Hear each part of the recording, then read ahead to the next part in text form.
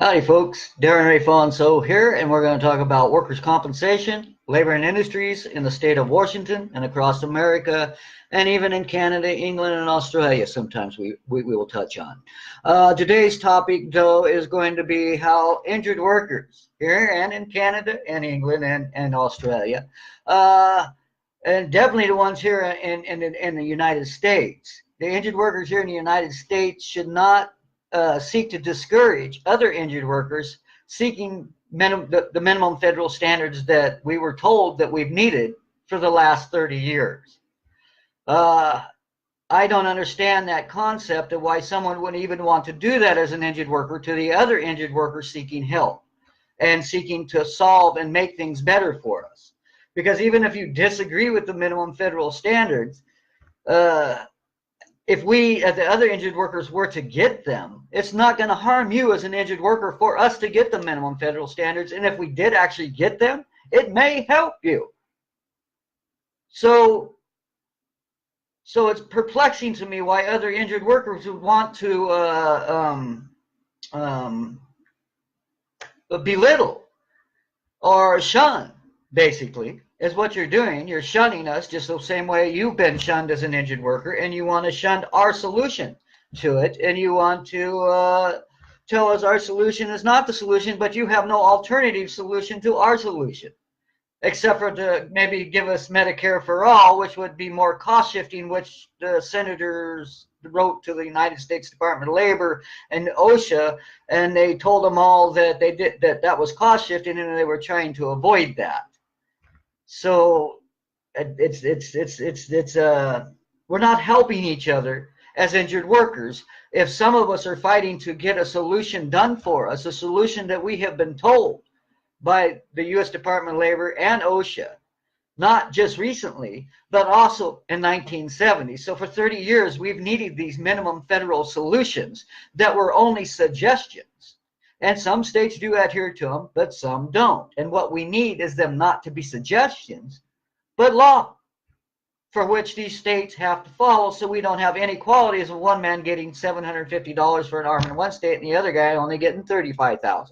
And I'm sorry if you're okay with that, and you don't think we need some minimum federal standards to fix that problem, and you think each state, that Georgia's going to fix it by itself and Alabama's going to fix things by themselves. Apparently for 30 years now, our states have not been fixing things by themselves, and that's where the Department of OSHA and the U.S. Department of Labor came out and told us 33 states were failing injured workers, and they told us what the solution is.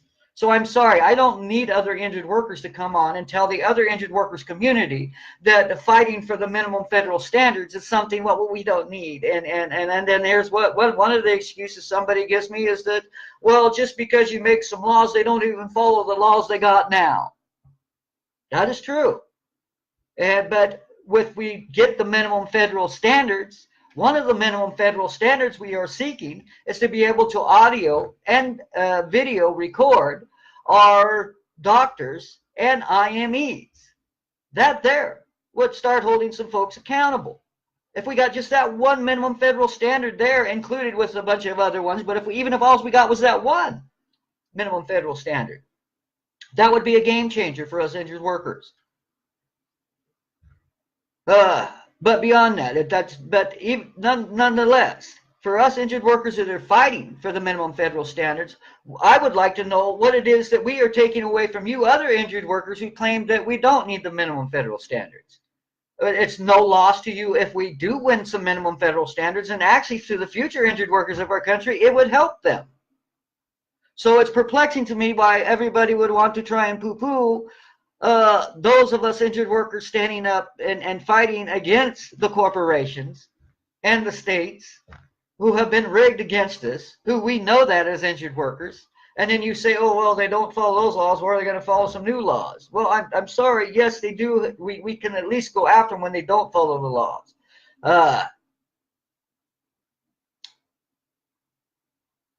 Yeah, we can go after them when they don't follow the laws. We would be able to do so then, at least, and we would have some minimum federal standards. Because right now I have a minimum wage, and if somebody violates that minimum federal wage, Yes, there's people that do. Yes, they break that law. But guess what? I can sue them if they do violate that law. And that's what would happen this way. If they violated our minimum federal standards, then we would have an opportunity and apparatus to sue them if they violated those minimum federal standards. So to discourage and poo-poo people because you fear that they're not going to follow the laws, that's kind of a lame excuse to not want to make some laws that for which we can hold them accountable with should they try to wage this war on us in our health care and once we're injured and harmed by our jobs. So anyways, I just want to put that out there that if you are doing that as an injured worker to other injured workers, trying to keep them from getting the minimum federal standards that they need, then you're working against your own self-interest and the injured workers' interest of America and Canada at this point, and the injured workers of the world, because we need this done. Whatever party you're from, whoever is president or is not president, it doesn't matter much anymore. We got what one candidate calls, what did he call it? A genocide of injured workers. And then the other one, Rosa Calderon, called it a war on injured workers. And now we even have Tucker Carlson from the Fox network sharing about a war on injured workers. And NBC is sharing it, and of course Senator Sanders is sharing about a war on injured workers. We know that because he's standing up and he's told us we need some of these minimum federal standards that OSHA and the labor and industry as well have told us we need. So I'm sorry, I'm going to take advice from some people who seem to know what's really going on in our world and my United States Department of Labor. I'm sorry, and OSHA. I'm going to go with what they said we needed. And it's also American Bar. Anyway, I won't get into that, but it's not really nice of other injured workers to try and belittle people who are trying to do something when you're not trying to do something. Why not? Why that rather than fight the injured workers trying to legislators to make a difference? Where are you at with some alternative solutions? And is your alternative solutions throwing our minimum federal standards on the back burner and throwing our grand bargain away while you come up with these other all other plans that you may have that you're hoping to get? And you may not. And yet our grand bargain has still been taken away that nobody wants to stand up and fight for. And that if that grand bargain was honored, we would have all those other shiny things that everybody's talking about giving us: an education for all, an income for all, and a tuition for all. My grand bargain encompassed that if somebody hadn't tried to steal it from me. And I tell you what, you can get justice in Washington State if you go through the gauntlet. You can. You got to be willing to go through hell. But you can get to the other side, and our doctors do prevail if you have a doctor that agrees with your conditions. And in my state of Washington, our doctors prevail over the IME doctors, and that's the way it's supposed to be. And but you have to go through a gauntlet and maze before you get to that, and that's what we need to stop, because these people flipping the switch on us on sniffs and grins and not helping us and shopping for a reason to deny the injured workers instead of shopping for that sliver of a reason to give us some help and put us back in. They're not.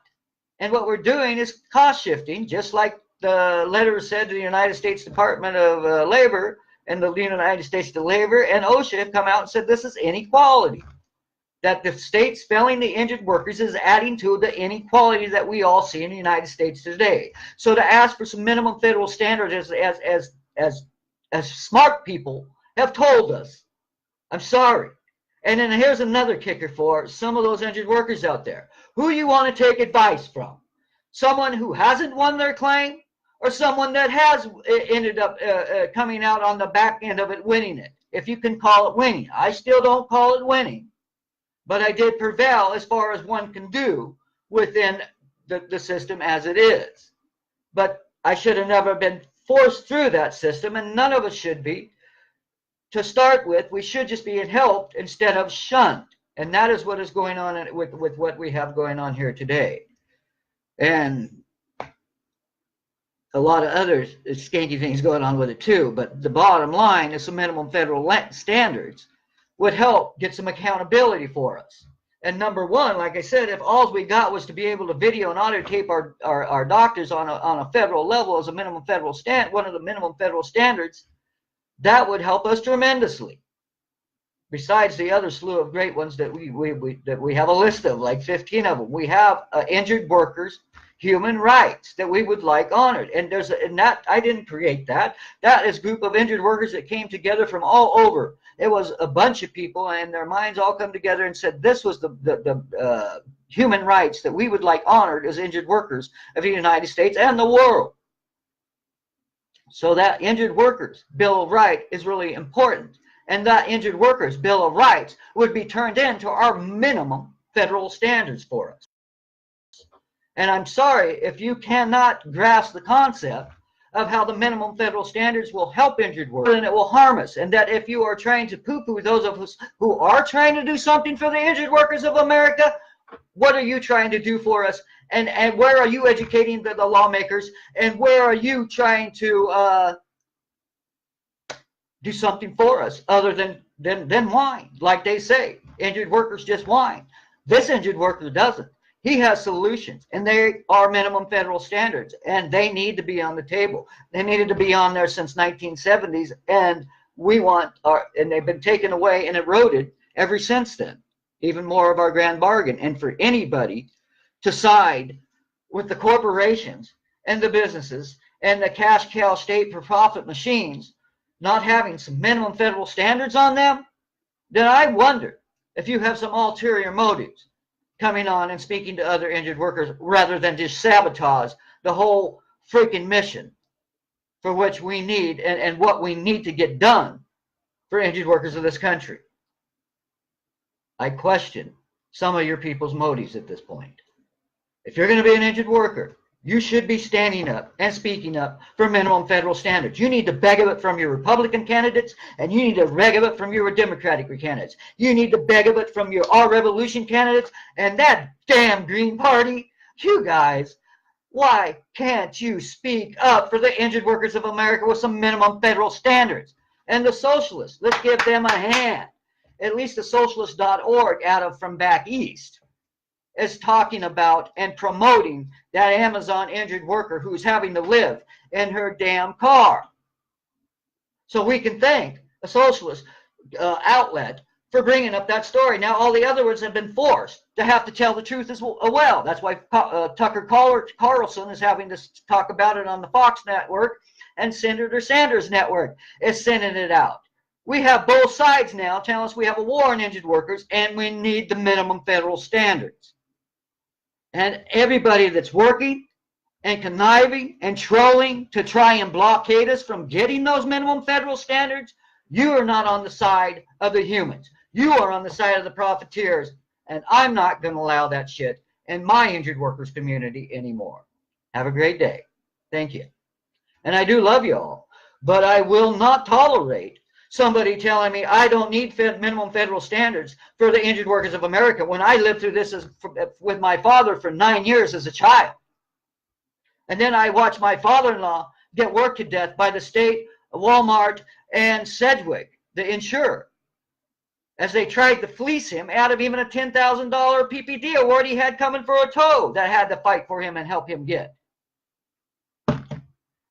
No. No more. And then I had to fight my claim for 7 years, driving me insane, so much to the point that there is no way I'm ever fucking viably employable ever fucking again.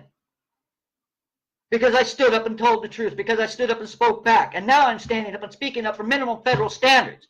Like I've always been here for the injured workers community. I have been saying the same shit for fucking almost 7 years now. And for other peoples in that same community to come out and try and blockade me from getting the minimum federal standards, I really question why it is you would do that.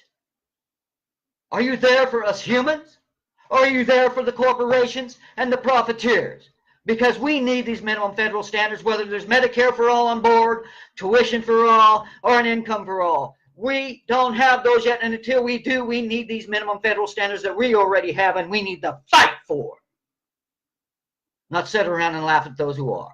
Or Other injured workers tell me, oh, well, gee, I don't think you need that. Well, gee, I'm here to tell you, I've won mine. I got my shit. I'm done. I'm out with whatever you can get. It's not a fucking, you don't win no windfall after you go through the hell of 9, 10, 15 years, in some cases, a lady in Hawaii. And then all she got, anyways, you don't get a windfall settlement. Yeah, I ended up with something I'm not sure about yet. It's called a pension, but there's some positives and there's some minuses to that. I will get onto that in another video, and I want to do a video just on pensions for the folks, because that needs to be talked about too. And only 2% ever win that pension. And that's what another thing I was talking about is, who are you going to take your advice from as an injured worker here in America? The people who haven't won their claims, or someone who has won those claims and who has lived through this as a child and as an adult, to tell us, yes, that we probably need what some of these other smart folks have already told us we need. And the only people who are standing in my way seem to be my liberal left, who I sought help from to get these things this whole time. And now I even got some of the other, it's almost getting crazy now, because even some of the right don't want it, they're getting scared of us. Because what it isn't a left or a right. This is a top v bottom going on here. We have a war on injured workers, and the top 30% controls and owns our political apparatus, every freaking party. If not, Jill Stein and the socialist, what is their name, Kashmir Sawant, would be speaking out and telling us we need these minimum federal standards, especially since their guru, Senator Sanders, said we needed it. It's not even logical at this point that they would not stand up and speak up and fight for labor. And the fact that the socialists are speaking up out on the East Coast is awesome, but the fact that the socialists here on the West Coast seem to want to fell us and not stand up and fight for us the way the ones on the East Coast are, really raises some questions in our community and for me myself. I'm going to end it with that. But for injured workers to poo-poo or belittle the other ones who want to stand up and fight for some minimum federal standards that will stop the harm and abuse and will put some accountability back in injured workers' lives, then I really question your motives at this point. Because I'm fighting for the injured workers like I always have been, and I am fighting and siding with the humans the way I always have, as a patient care technician working at the bedside, wiping your butts and your asses and picking you up and down on those beds for 15 years. Before working 15 years as a fucking construction laborer and foreman. So anyways, it's insulting, and you add insult to injury. And let's get to that right there. If you're another injured worker telling another injured worker that, oh, gee, you fighting for that solution for us isn't good, you're adding insult to injury to them. And I must shut that out to you, that you say you care about us, other people. When you say you have compassion, were you telling us that us fighting for that is no good and it's worse and it ain't gonna get us nothing? You're adding insult to injury to us. Because, see, we're having to try to have our voices heard. We're trying to get something done. And then you want to poo-poo us. I wouldn't poo-poo you. Some of you have, like, other things that roads you go down. And I don't poo-poo you people with your other fantasies and injustices that you try to get addressed. So to try and poo-poo people on the minimum federal standards and those injured workers who are standing up and vocalizing and aren't afraid and are standing up and speaking for those, we need to back them up. We don't need to be saying, oh, gee, I don't think we need your minimum federal standards. You need to go take poli-sci 101. Because you know what, ladies and gentlemen? I did take poli-sci 101. It's been 25 years ago. But when I took political science 101, I aced that bitch. And when I took business law, I got a B- and an A7. But anyways, I took several classes, and I took paralegal law. No, I never finished the degree because I had to go back to work to live. So I never finished a degree, no. But it still boggles my mind that I've gone through it. And I've come out the other end. I helped my father-in-law. I helped prevail in my claim, kind of with the help of the judges, really, in my claim. But, well, that's a whole nother video. So the work comp system did not fail me. In the end, the work comp judges did come through on my case and weighed the facts and prevailed some justice. But it was the gauntlet that you had to go through to get there that shouldn't be happening. And it's those people who turn that gauntlet on that we're not holding account. And some doctors, some other professionals there that are knowingly turning that switch on, getting paid to turn that switch on, knowing that people will get it flipped back down the road.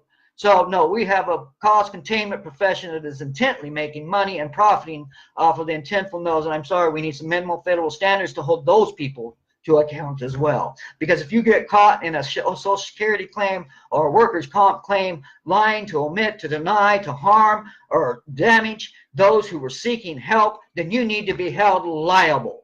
And we need minimum federal standards to get that done, not state here, and maybe a state over there, and maybe a state over there, because that's where it's been done for 30 years. And I'm not waiting another 30 years to get help for the injured workers of America. I want that help now. And I want it with Medicare for all at one point. But before we get that, because it's Canada, England, and Australia, without some minimum federal standards in place for our injured workers, we get kicked to the curb like they have. So along with Medicare for all, we need some minimum federal standards joined at the hip. Otherwise, we're leaving the injured workers behind. And whether Republican or Democrat, Green Party, Socialist, that's not cool. Leaving the injured behind is not something I'm going to tolerate nor accept as an injured worker who has prevailed and now can call himself a pensioner of the University of Washington Medical Center, of which I was a certified nursing assistant and in the top 10%. And now, apparently with the pension, I'm the top 2%. And I'm telling you, labor's hurting. Injured workers are hurting. Patients' rights are hurting here. We need these minimum federal standards, and we need everybody who's trying to blockade us to either shut up or get on the wagon and help fight for it. Because if you aren't fighting for minimum federal standards at this point, you are fighting against them. Have a good day.